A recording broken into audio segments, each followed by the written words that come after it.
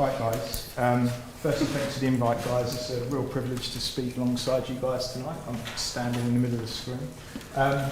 Right, so for a bit of context, this is my background. So I worked in professional football. Sorry to interrupt. Just get this done on the microphone. Yep. So I worked in professional football for about 12 years full time. So prior to that, I worked for QPR. That was my last exposure to academy football, really. So I was there for 2 years in the academy at QPR back in 2005, 2006. And it's really great to listen to these guys at the front speaking about the advancements in physical preparation of young players now, because back when I was starting at QPR, I went in working under a paratrooper whose philosophy was as simple as, it was like a running dog's a happy dog, and then you just run the out of the lads, and that was deemed to be all right. That was good practice at the time. So it's great to see how well this has evolved, and I congratulate these guys for doing so. So after trying to make headway at QPR with that philosophy for a couple of years, I went into work at these places. So I was fortunate to work with England teams at age groups and male and female sides of the game.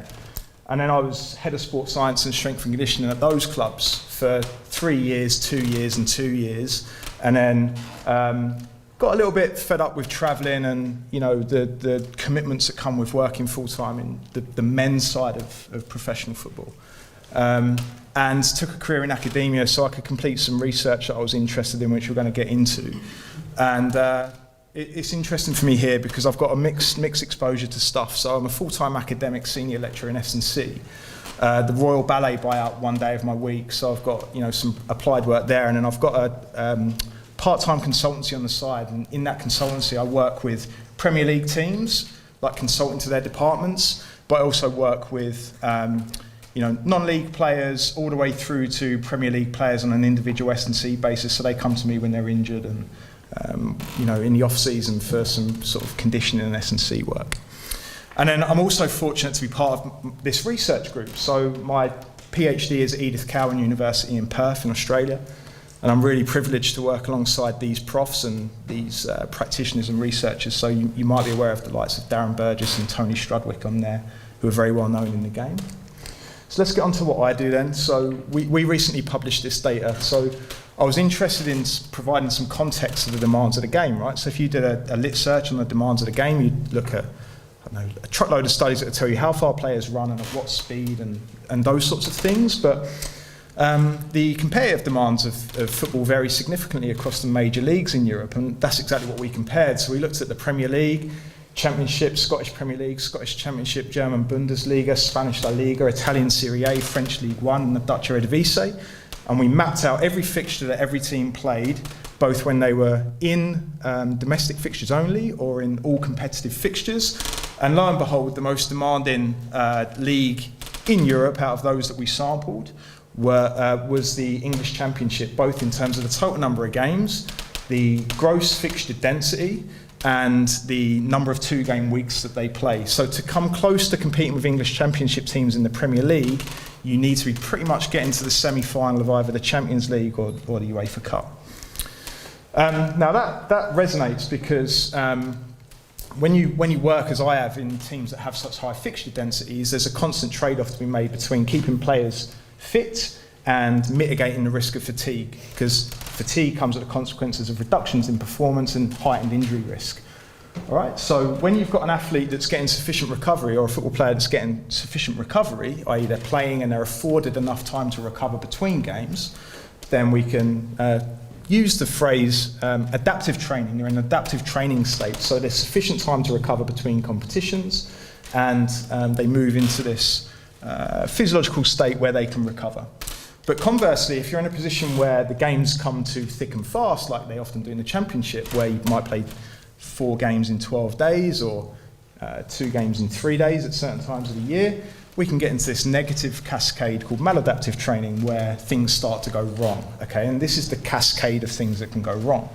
So we move through this pathway of acute fatigue, subclinical tissue damage, functional overreaching, and we kind of want this, for training effects when we're trying to drive adaptation, but we certainly don't want this, so non-functional overreaching or the development of clinical symptoms, because injuries pretty much soon follow, all right? Be that breakdown in movement competency owing to fatigue and having a big articular injury, or an overuse injury like that would give rise to maybe a soft tissue injury, muscle strain perhaps.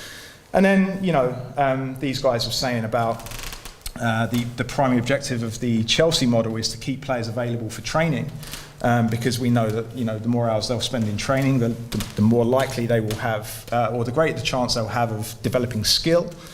We're trying to prevent this, so we're trying to prevent time loss through injury, so players can train and develop, but they can also be available for team selection. And so, because of this pathway, it's common practice now for sports scientists in applied settings to collect monitoring data to, at any one time point, understand the fatigue status of each biological system across a football player, be it neuromuscular fatigue status or immune status or endocrine status. So what is their hormone function like? What is their immune function like? Because we know that the status of each of those biological systems can track injury risk and performance. So the first question that we asked really, well, what is the longitudinal consequences of high fixture demands?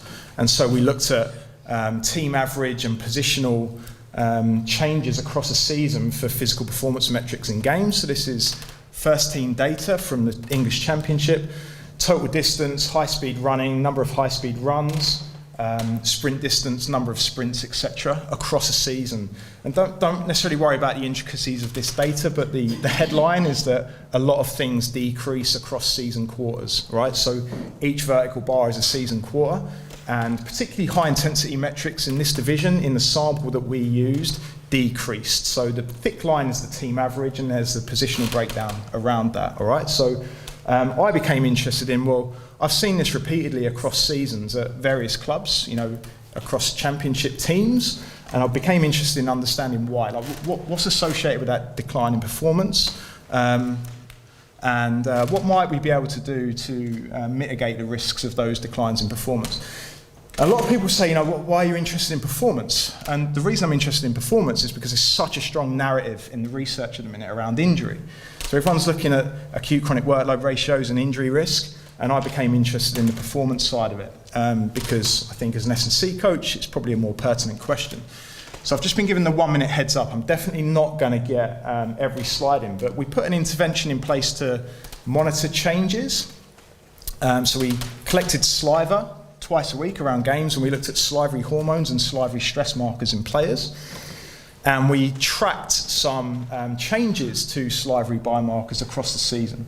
And we recorded that, lo and behold, around these physical performances that are deteriorating across the season, we're also seeing some significant declines in increases in stress markers, increased disturbance to stress markers around games, but also this is just the salivary protein data, not the salivary hormone data. I didn't present that because I didn't think I'd have time, apologies, but significant declines in anabolic hormone status across the season as well, which comes hand in hand with recovery status.